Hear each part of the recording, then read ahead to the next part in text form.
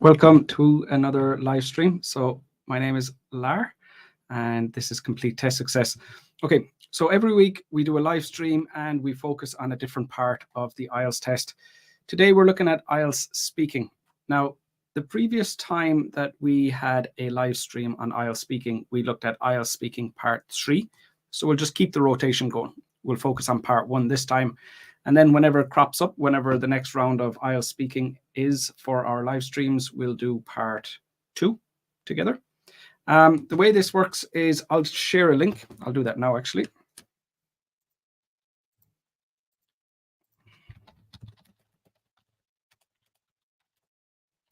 Okay, so if you want to join me today, we'll do some practice speaking part 1 questions together.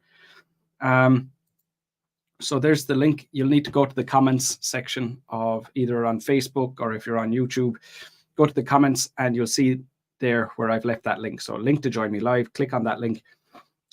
Basically, I'll get some people in here with me. I'll ask them some IELTS Speaking Part 1 questions and I'll give them some feedback.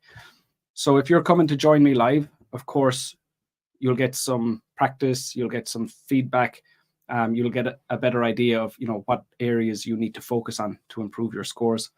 For those of you who don't join me live, feel free to ask any questions you have in the comments. And of course, by watching me give feedback to those students, you'll get a better idea of what the examiner's looking for, what's important, what things aren't important, and overall just get a better feel for what's happening in the IELTS speaking test. XIX, welcome back. Good to see you here again. Hi, Mandeep. Good evening to you too. I'm not participating today because I just got my score this morning. Fantastic. Congratulations. Well done. That's great news.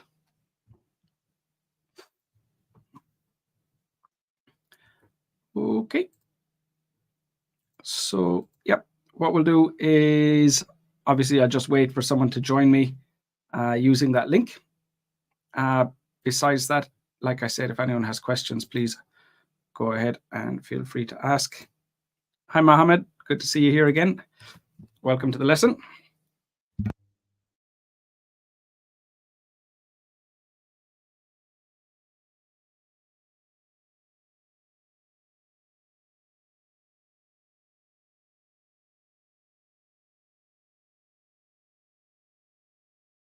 Hi, Karti. Okay, so I have my first student here. Just one moment now.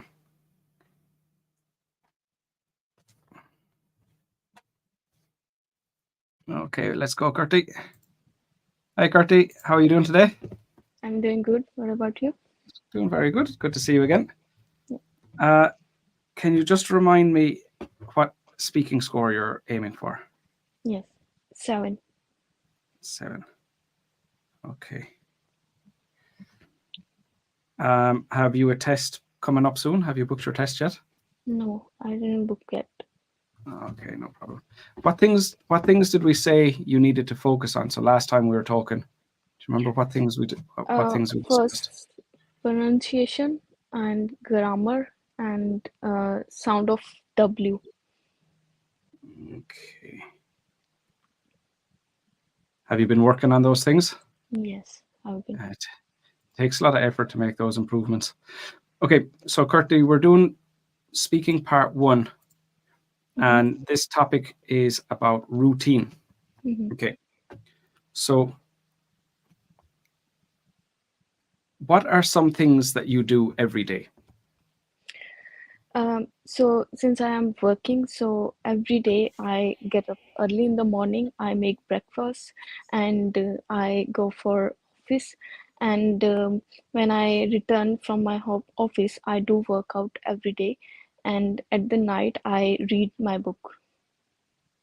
And what do you think are the most important parts of your routine? As I said, I do work out, so I consider it the most important part of my routine because it keeps me fit and focused. And second is I read book since I am learning a language. So when I read book, it really improves my vocabulary, my learning skill, and my language skill. And I do breakfast every day. I do not skip it because I know that I'm going to be busy whole day, so it is very important for me. Has your routine changed much in recent years? Yes, it has changed over time. When I was back in India, I tend to study, and at that time I had very much free time. I tend to go with my friends for hanging up. For sometimes I go for dinner with my family. But nowadays I do not get plenty of time to spend with my family. Since my brother is here, I'm living with my brother, but I do not get uh, like enough time to spend with him. And how often do you stay up late? Can you repeat? I don't get. How often do you stay up late at night? Oh, um, not very often, I would say, because my office starts 9 o'clock, so I need to be punctual and I need to be walk up early in the morning. But when it is weekend, I try to get rest, and sometimes at night, like on Saturday, I know that the next day I'm going to stay at my home, so on Saturday I read my book. Sometimes I watch movie, and I um, stay up late in that time, up to 2 a.m. Thank you. Okay, good. So with your fluency, you're pushing up towards an 8, like a really, really strong band 7. So you're getting very, very comfortable with speaking. There are some pauses, but they're quite natural. Like even when I'm speaking, I need to pause sometimes. Especially when you're under pressure, like you need to, in a way you need to perform. So you're doing really, really well. With your vocab, a nice range as well. So the priorities for you have to be grammar and pronunciation. It's what we talked about before with that W sound, and also sentence stress. I feel like you're still stressing too many words, but it's not as strong as before. So it feels more like subtle, a bit softer than before. So it's not as obvious, but you're still stressing too many words. But definitely, I can see that there are improvements. When it comes to grammar, plurals and articles are the areas that you're making mistakes in most often. Is that the same thing I said last time? Um, last time. Is that right? So Yeah. plurals and articles, you're not just a few too many mistakes at the moment in grammar.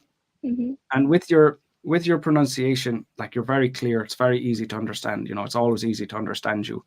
But those would be the two areas that you would need to work on, most. Yeah. Yeah. Do you have any questions, or do you want to talk about anything at the moment? No, thank you so Okay, much. great. So you too. Good to see you again, and talk to you Yeah. again soon. Okay. So let me go back, have a look at the comments, see what comments do we have since. Nice haircut. Thanks, Dan. Wakar, hi sir, finally I reached Australia, done IELTS with your help in tips. Fantastic, well done Wakar, congratulations. Hi Eid, good to see you here. Hi, vocab is missing. So you must be talking about Kurti's speaking test. Now, the type of vocab that you're going to need for a band 7, it doesn't have to be very complicated. I think a lot of students are surprised when they hear what a band 7 is. Like I often hear, when the student would get a band 7 and they'd be surprised, it's like, oh, but that was too easy. The words were too easy. And what words you think are easy, that just depends on your level. The better your level gets, the more words you think are easy. If you hear somebody whose English is really, really good, they probably think they're using easy words. So we're all just using words that we think are the correct word for the correct situation. With Kurti, she's making practically no vocab mistakes, an incredibly high degree of accuracy. For a higher score, maybe if she's aiming for an 8 or a 9, we would need a wider range. But a high level of vocab doesn't mean unusual words that most people don't use. And that's a very common myth. where students think they have to use unusual words. So like, I know a word that most people don't know, and that means my vocab is good because I know some words that most people don't know. But that's not really good vocab. Good vocab is, are you using the words that everybody uses? When we're communicating, we need to use the vocab that everybody is, the words that are common, the words that are used. If you're learning words from a long time ago and you sound like William Shakespeare, like, people aren't going to understand you. So it's not about knowing words that nobody else knows. It's about really being capable with the most common vocab. And of course, idiomatic expressions, and that as your English gets better, you'll just naturally learn more of them. But no, Kirsty's language overall was quite strong, especially considering she needs a band 7. And we don't use idioms. And this is a common misunderstanding again. So in the band descriptors, it says idiomatic language. So, what we're talking about is like phrasal verbs would be a good example of idiomatic language. So something as simple as, hanging out with friends. So if somebody knows the word hang and they know the word out, it's idiomatic. Like, to put the two together, it has a new meaning and it doesn't really connect with the original meanings.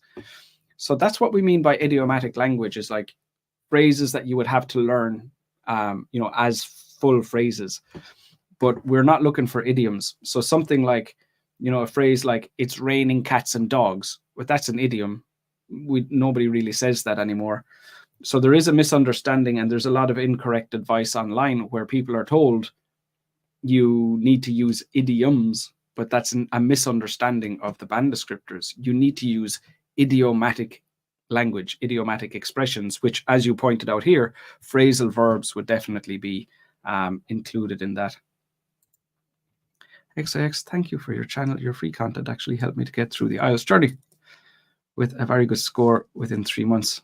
I wish more candidates found this channel. Thank you very much. Yeah, me too, to be honest. Mandeep, dear sir, in grammar flexibility, is it important, like examiner asks question in different types of question in different tenses? So the thing is, whatever you're talking about, whatever you're saying will determine what tense you need to use. So you'll get that, the examiner will be asking you, like, do you think things will be the same in the future? So obviously, that's kind of leading you towards talking about something in the future. You've no choice but to use future tenses. Or you might be telling a story about something that happened to you in the past. For that situation, you have to use past. So it's not like a box ticking exercise where, okay, I've used past simple. Now I need to show that I can use past perfect. Okay, I use past perfect. Now I need to use that. So, it's not about ticking off all the tenses and showing that you can use them. It's about just using the correct tense for the situation, for the, whatever you're talking about. So yeah, it's not so much about showing you have, it's not so much about using every tense in your answer or in your test, as much as being able to use the correct tense for the correct situation. So I wouldn't really worry about it too much. In kind of the way you're phrasing it makes me think that you're trying to use all the tenses, but I wouldn't recommend even thinking about grammar in that way. When you're in the speaking test, you would just focus on actually what you want to say, communicating your answer clearly, giving good development. Like, those would be the important things in the test. And if you have a problem with tenses, like there are some tenses that you don't use, or you don't know how to use, or you often use the wrong tense for the wrong situation, that's the stuff that you need to do before you go to the speaking test. That's the stuff you need to improve before. And then when you're in the test, that's all gone. You're not thinking about that. All you're focused on is, what answer do I want to give? Let's communicate that clearly and try to develop your answer so that it's not short. So that's basically what you need to do. Sir, dear sir, I got 8 band in speaking, but I couldn't speak naturally like a native speaker. You're not far from a native speaker. If you're getting a band 8, there would be very, very little difference. There would be no situation where you wouldn't be able to communicate or operate, like no part of your studies or your career or anything. Like, there would be no situation where you would be stuck. You mightn't have you maybe that last step to go to be completely fluent, so that your English is at the same level as your first language. which obviously isn't the case now, but you're very close. If you're getting a band 8 in speaking, you're very, very close.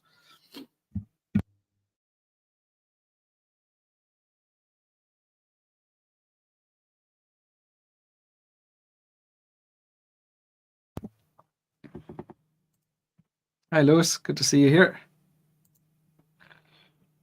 Does using delexical verbs count as idiomatic language? I don't even know what delexical verbs are, is the truth. So I'm not going to lie to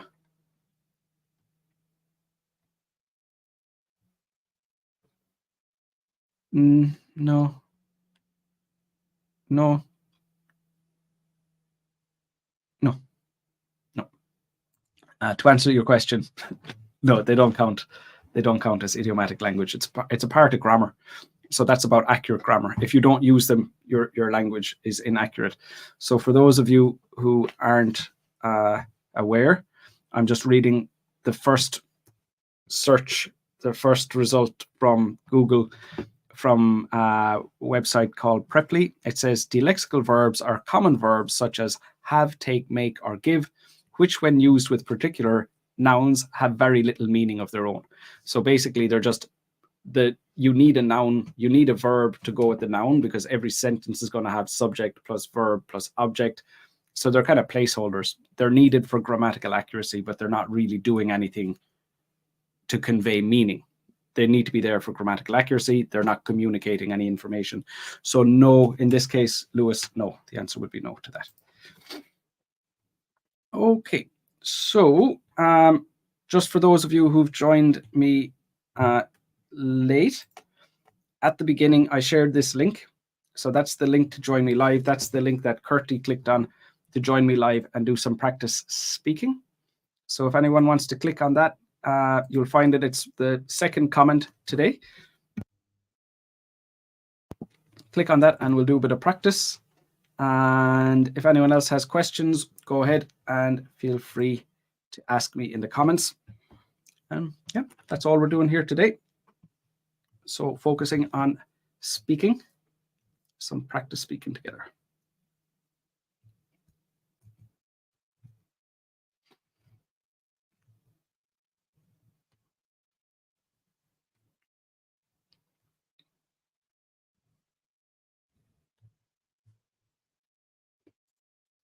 Mandeep, dear sir, I've been watching English movies for the last 6 years and I'm able to speak like a native speaker, but I don't know why I only got 8 bands in my exam. I wouldn't say only 8.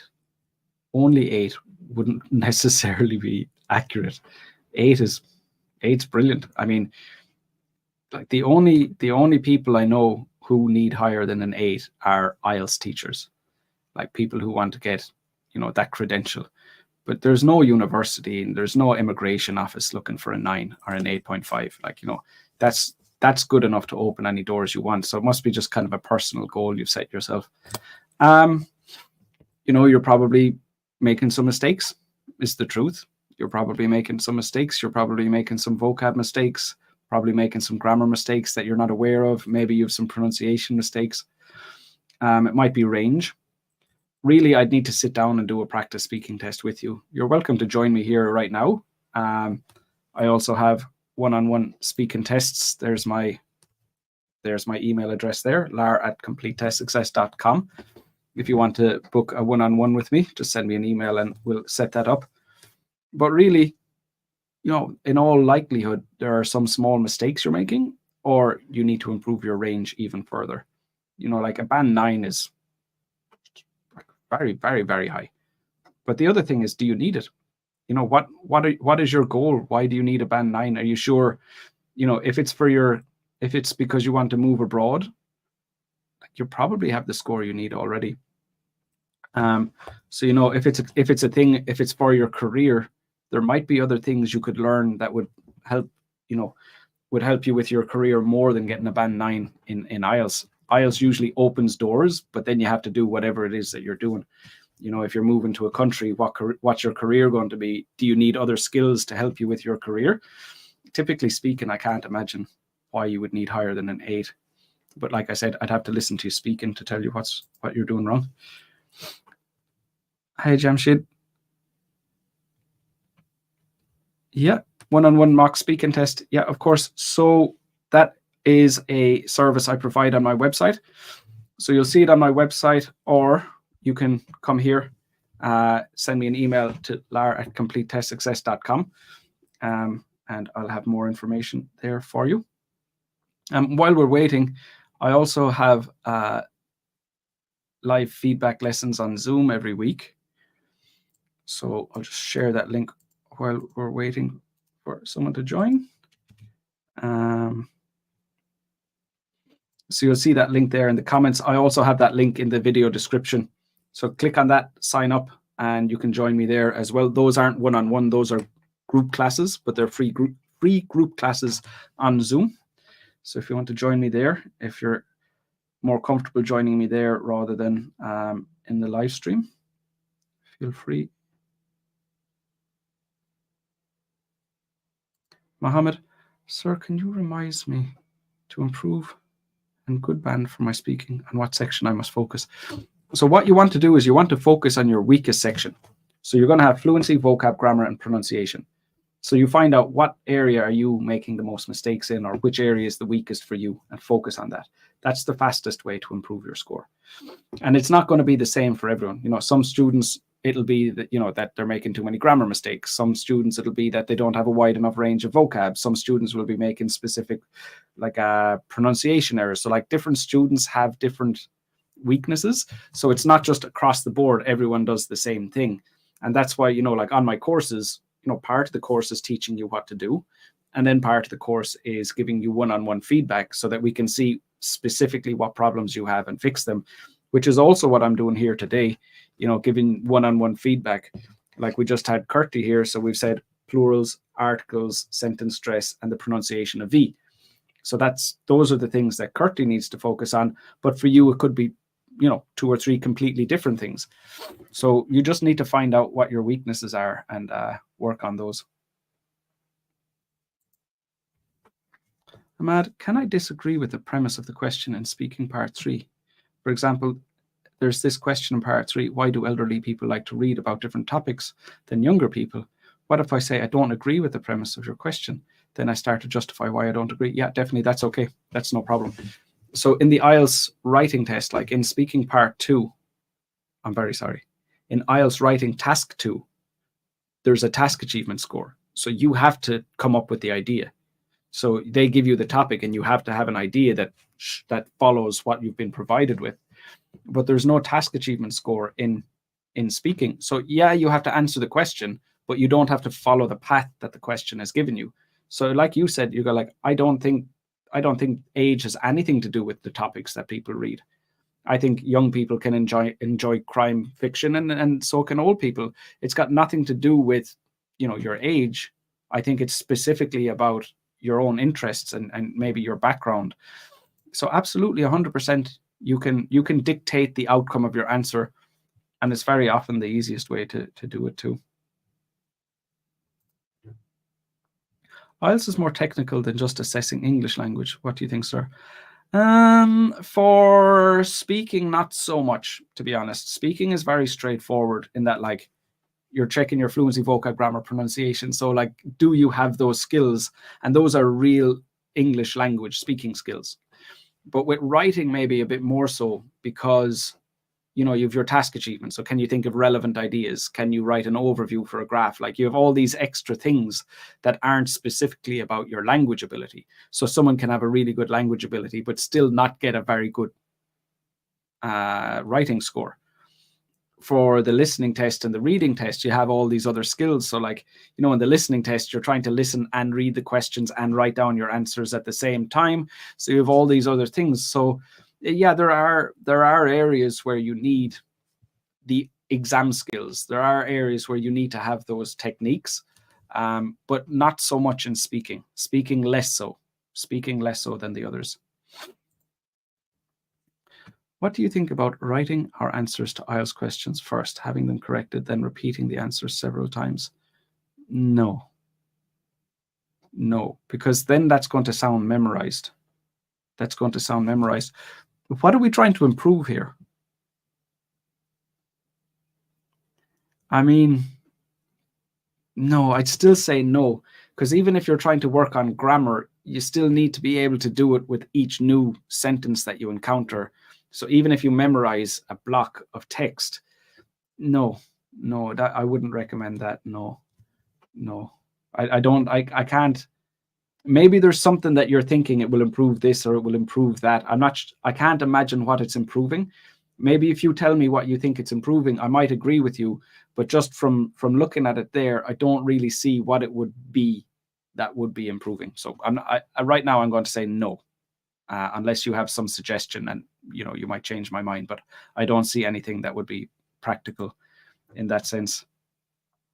I have two students with me here, Mehdi and Chief. If you guys want to turn on your camera, I'll jump in with you.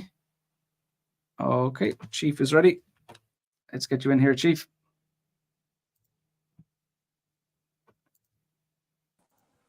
Hey, Chief. Yes, I'm here. Oh, your internet's quite slow. Can you hear me? I can't hear you at the Can you moment, hear me, Chief. sir? Can you hear me? Coming in a little bit now, yeah? Yes, I can hear you. Okay, I think it's working. Perfect. Okay, so I'm going to ask you some questions about your daily routine as well. What do you think is the most important part of your morning routine? The most important part of my daily routine is the morning routine is going jogging, going for walking in the morning, because I really love to go there. It's beneficial for me, and it also beneficial for my health. And I cannot think about a morning without going jogging in the morning. And during which part of the day are you most efficient? I think in the evening, because in the evening I have free time and I can do whatever I want. I can work to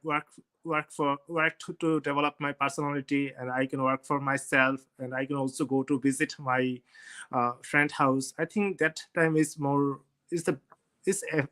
most efficient for me.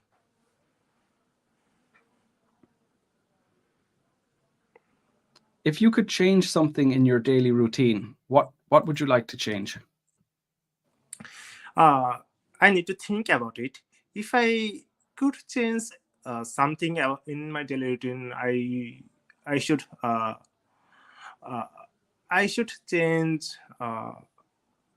Okay, I'm sorry. I don't have much ideas how to what things I need to change from the daily routine. But I think if you give me time sometimes, then I can think about it.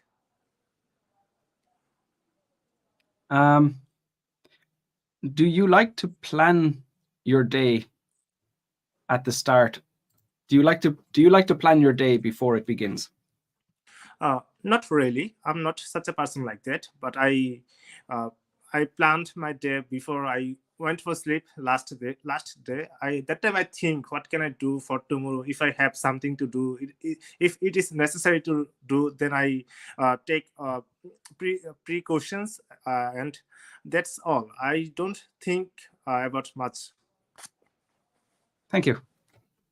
Okay, so there was that one question that you couldn't answer. Yes, sir. I was running out of ideas.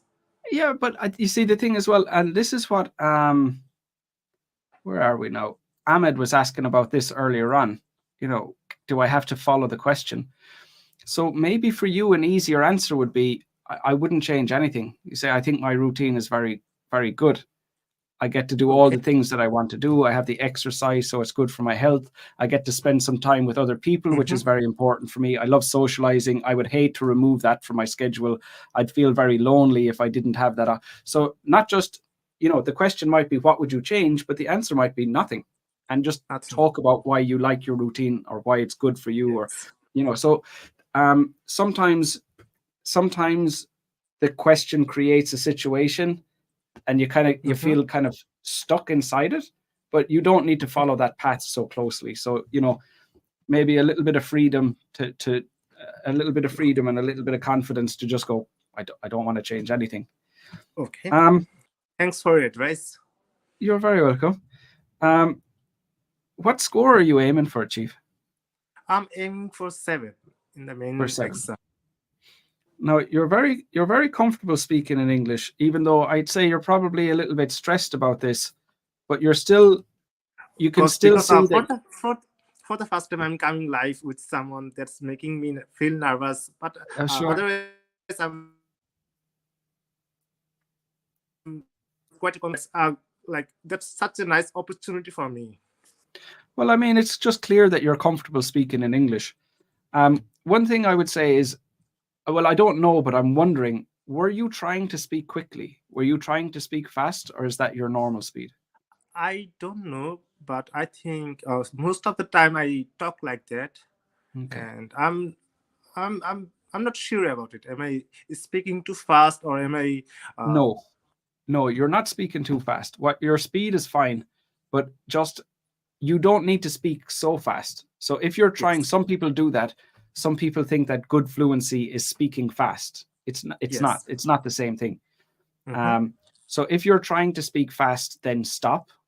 And if you're Yes. not trying to speak fast, then just continue the way you are. You're fine. Yes. Okay. Could you please could you ask me 2 or 3 more questions that I can answer you?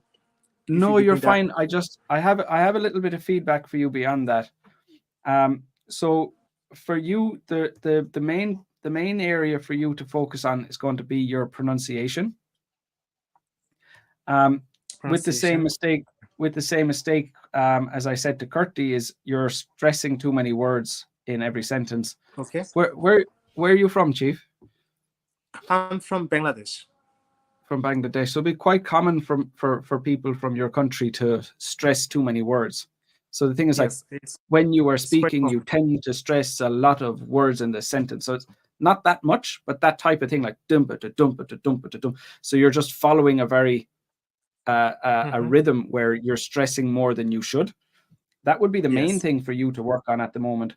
You're making some small grammar mistakes with like prepositions and apostrophe s, but the main thing would definitely be your sentence stress right now. That would be the biggest factor for you to work on.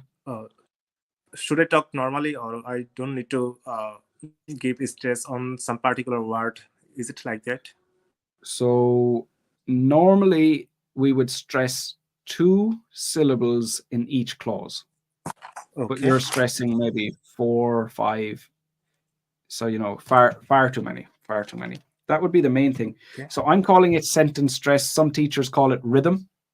It's the same thing, the rhythm or the sentence stress. So that's what you would need to focus on most. Can you give me advice in which part of a sentence I need to stress? I really don't know where I should stress on the word, in the word. It's usually like the 2 words that have the most information in it. What's better is to try and mimic native English speakers. So like, listen to, because you kind of get a feel for it. And even as you're trying to mimic, maybe you hit the wrong ones, but you'll kind of get a feel for what's right and what's wrong. But overall, just fewer. Aim for fewer for now. Don't worry so much about are you hitting the right ones. Aim for fewer, and you kind of get a feel for it after a while. But definitely mimicking native English speakers. So, like watching a video, pausing it, trying to repeat the rhythm that they had, that type of thing. Okay. That would be the main way to approach it for now. Okay, thank you very much, Chief. So much. Nice talking to you. Take care of yourself. Nice talking to you. Take care. You too. Bye-bye. Okay. So let's have a look through here. Hi, May. Hello to you. Yeah, you can join. You just need to click on the link up at the top. Thanks, Stan. So I need to join. Yeah, so like Stan said, just click on the link. I have XIX, everyone helping me here today. Thanks, XIX. Oleg Beg, good evening, sir. Can I get a high score with simple words in vocabulary section? So it just depends. What does simple mean to you? Someone who's a band 5 will have a much smaller group of simple words than someone who's a band 8. The simple what means simple? What simple means is you can use them easily, you know. So what are simple to you will be difficult to someone else, you know, as you improve. But overall, you should be using words that you think are simple. You shouldn't be using words that you think are difficult, because if you're using difficult words, you will make unnecessary mistakes, you will become unclear, and your score will go down. So definitely you want to focus on words that you think are simple. But can you get a high score with simple words? Not necessarily. Maybe your vocab isn't good enough for a high score. It depends what score you're aiming for. It depends on your level. But overall, you should be trying to use words you think are simple. And if that's not enough for your score, you need to learn more. You need to learn more words. Okay, Kalisto, I see you there. Give me 1 minute. I'm going to look at some more comments and I'll get you in there. So just 1 minute there. Jamshid, sir, have you ever taken IELTS test? If so, what score did you get? Because it's my first time here. I haven't. I've never done the IELTS test. No, I've been an IELTS examiner. So I was sitting at the other end of the other side of the table, but I haven't done the test itself. Dear sir, I want an IELTS examiner, so I want to get perfect band 9. Okay, yeah, that makes sense, Mandeep. Don't say I'm listening. You say I'm in all. No, so I'm all. You're trying to say I'm all ears. So you've got the phrase wrong, but these are idioms. So these are the types of language. I'm all ears. No, we wouldn't use that type of language. That's an idiom. Yep, that's good. Kalisto, I see you here, Kalisto. Shakir, yep. So just click on the link at the first comment, the second comment. Good job, Chief. I agree. Thanks, Norman. Lewis, I was writing answer first, then make it easier to correct grammar vocab. But that's only correcting it for your writing. That's not going to help with your speaking, because when you're writing it first, you have all that time to think about it and to, you know, get it right. Whereas in speaking, there's very little time, and that's what makes it more challenging. That's why most people will make more mistakes, for more grammar mistakes in speaking than they will in writing. Okay, Kalisto, let's get you in here.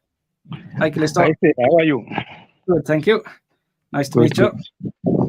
Thank you. Where are you from, Kalisto? I'm from Zimbabwe. Zimbabwe. And what score are you aiming for? At least 6.5. In speaking? Yes. Okay. Have you done the test before? No, I haven't. All right. So,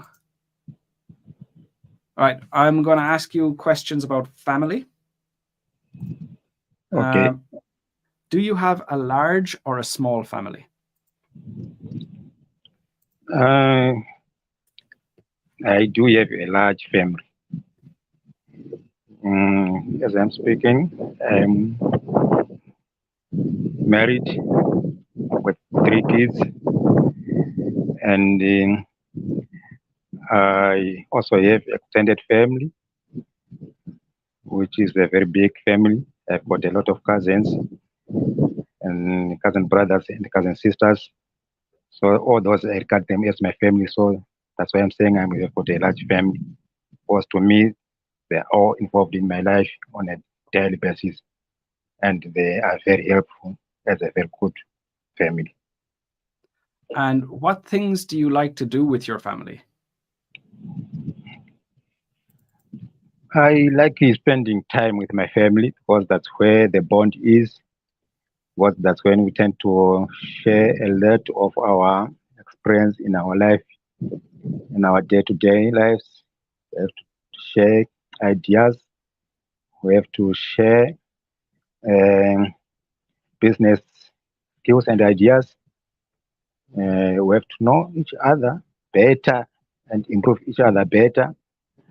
I also like to go to places of entertainment, like sports clubs, soccer matches, to go to the beaches just to while up time and enjoy fishing, and also to have good dinners with them.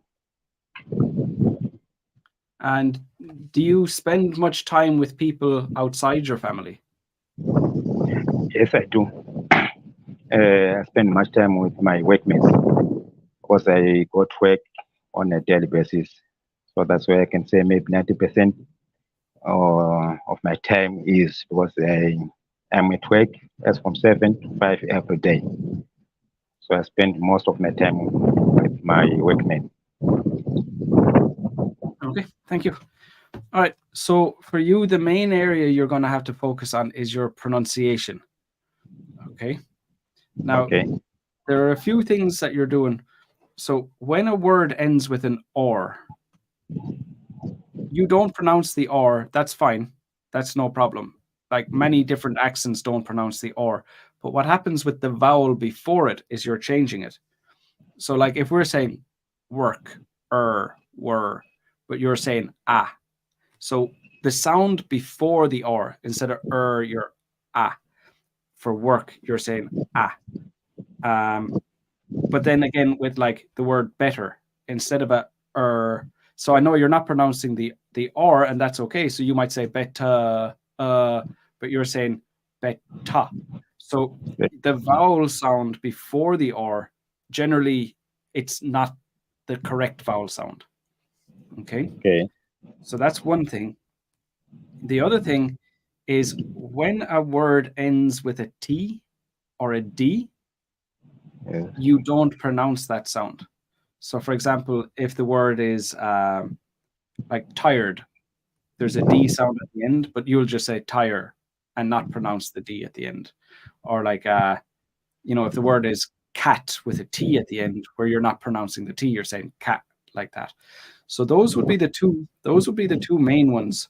The pronunciation of vowel sounds before an or the pronunciation of T and D when it comes at the end of a word. Oh, okay. When you're working on mistakes like that, you should do them one at a time. So if you try to do both of those at once, it's difficult to try to remember the two different things because they happen so often and they happen so quickly. So just focus on one. When you're happy that you've made that improvement in that area, then you start to work on the other one. But do them separately would be my advice. Okay, thank you very much. You're very welcome. Do you have any questions, or is there anything you want to talk about before we finish up? As for today, I think I'm cool because this is my first session. Maybe I will come for another session another day. Oh, fantastic. I look forward to seeing you next time. Take care of yourself. Thank you. Thanks, Kalisto. Bye-bye. Thank you. Okay, we have a few more comments, but it looks like we're going to be finishing up early here today. Mandeep, sir, I want to book a one-on-one speaking test with you, so guide me. How can I book it? Yeah, no problem. Send me, keep on going wrong hand. Send me an email here, lar@completetestsuccess.com. And I can help you with that. Hey, Maravik, long time no see. Okay, guys, so that's all the questions, and there's no one else with me here, so we'll finish up there today. Like I said, you can join me for the free live lessons on Zoom. Click the link for my live feedback lessons on Zoom. You can join me there. I'll be back next week. I'll have another live stream, but not for speaking. Next week, we're doing a Q&A next week. And of course, if you want one-on-one support, send me an email there. Yeah, that's it. Take care of yourselves. Bye-bye, everyone. Congratulations to those of you who got your scores, and best of luck to any of you who have tests coming up soon. Take care. Bye-bye.